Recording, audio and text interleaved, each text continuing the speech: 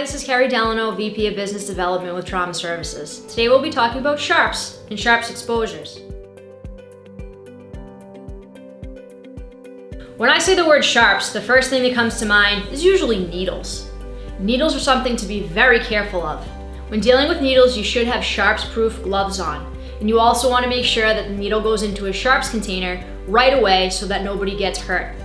If you get stuck by a contaminated needle, the first step you want to take is to squeeze the wound and let it bleed for 30 seconds. You then want to wash it with soap and water and decontaminate it with an alcohol-based solution. After you clean the wound, make sure you fill an unprotected exposure form. You have to have this on record so that you're covered for any medical expenses if you do get sick. Some other sharps to be aware of on different scenes are tack strips.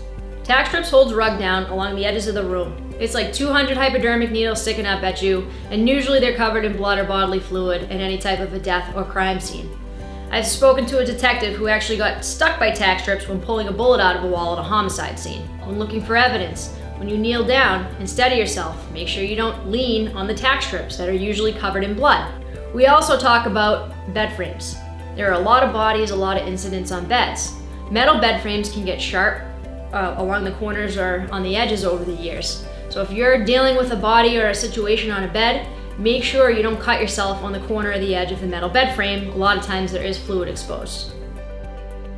Hey guys, thanks for taking the time to watch this video.